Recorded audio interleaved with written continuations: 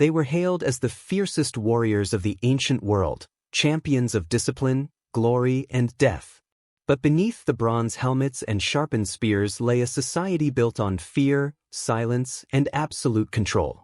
Sparta did not just conquer enemies, it annihilated weakness, hunted doubt, and crushed defiance with a precision that still echoes through history.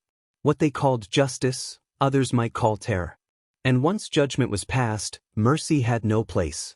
Thrown into the abyss, death in the Kaiadas. A condemned man stood on the edge of a jagged chasm outside Sparta, known to the locals as the Kaiadas. There was no altar, no ritual, and no final words.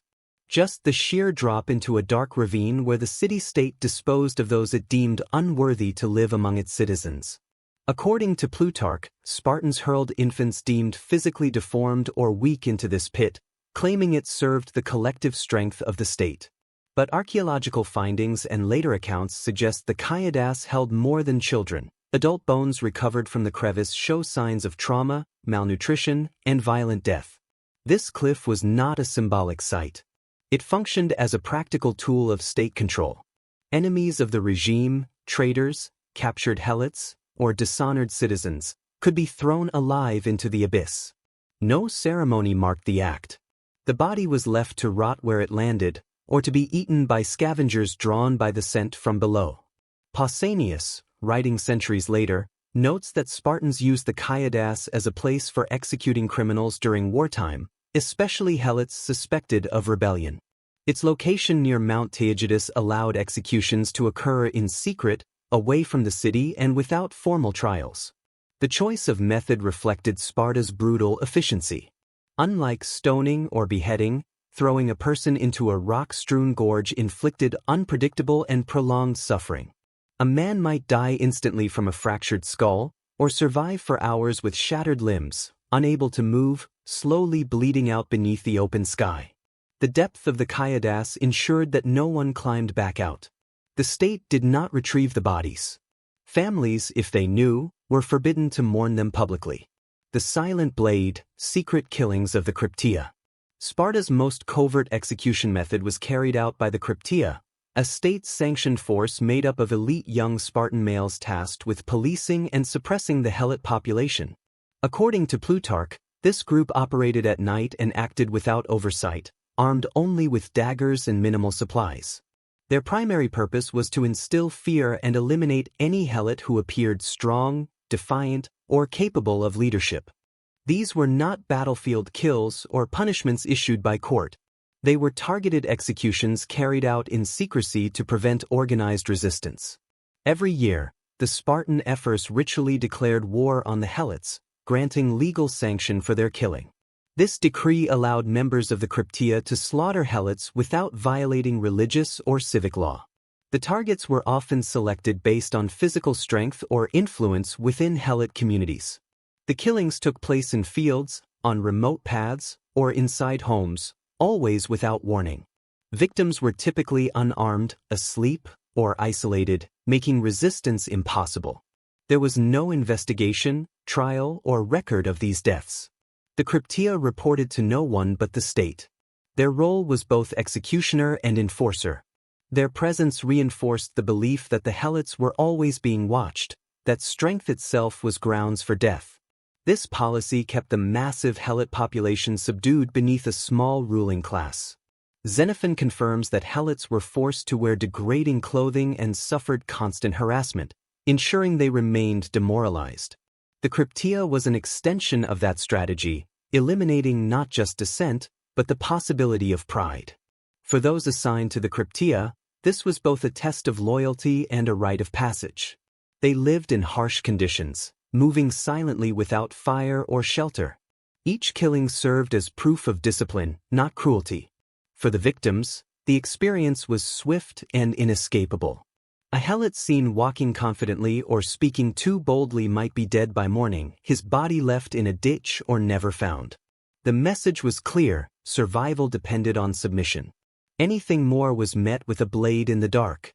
Public whippings to the death, when discipline turned deadly. In Sparta, public whipping was not a punishment reserved only for criminals, it was a central ritual of education and control.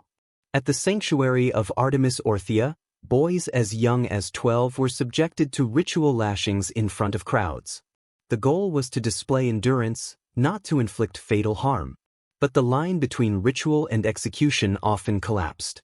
According to Xenophon and Plutarch, these floggings were carried out with such intensity that death was not uncommon. A boy who died under the whip was not seen as a victim, but as someone who had either brought dishonor through weakness or served the city through extreme endurance. These events were state-sponsored and often performed during religious festivals. Crowds, including visiting foreigners, gathered to watch. The boys were lashed repeatedly while attempting to steal cheese from the altar, a symbolic contest of bravery and pain. Judges encouraged the floggers to increase the force, rewarding those who pushed the limits. This practice extended beyond ritual into disciplinary enforcement. For older Spartans, particularly those accused of moral failings or disobedience, whipping could be used as a corrective measure. In cases involving helots, the lash served both as punishment and public display of dominance. Helots could be flogged for perceived insolence, failure to meet quotas, or simply to remind them of their status. The physical effects were severe. Victims bled openly, often collapsing from exhaustion, infection, or internal injuries. Those who lived bore permanent scars. Whipping served as both physical punishment and ideological display. The message was clear: pain was the foundation of strength, and survival through suffering was proof of worth. But when whippings resulted in death, there was no reconsideration. The death itself became part of the lesson, a boundary marker for Spartan ideals. Whether child or adult, Spartan or helot, the victim's fate was a warning that the state valued obedience and endurance over life. Left to starve, death by isolation in the pit. Sparta's control over its population extended beyond physical violence into calculated abandonment. One of its lesser-known but brutal execution practices was confinement in isolation, placing the condemned into an underground pit or chamber and leaving them to die by starvation. Though not as frequently described as the Kaiadas or Krypteia killings, references in sources like Pausanias and Plutarch point to instances where individuals, particularly disgraced citizens or captured enemies, were imprisoned below ground without food or water until death came from deprivation.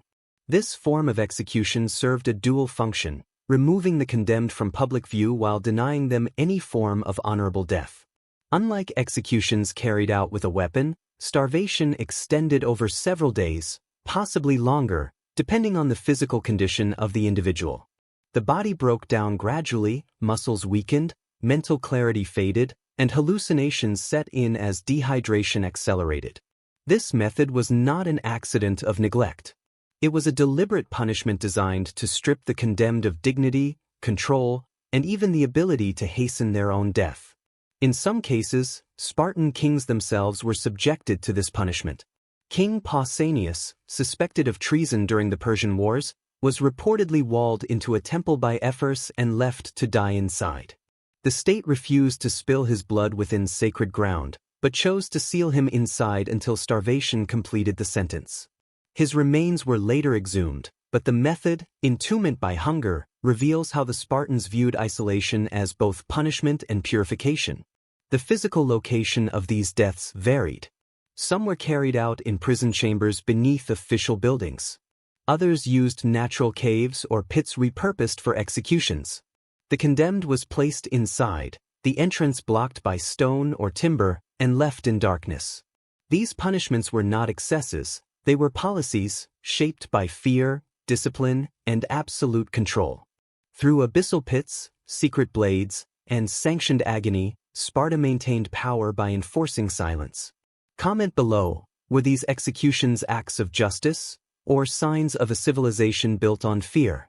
As Plutarch wrote of Sparta's laws, they taught men how to live, and they taught them how to die.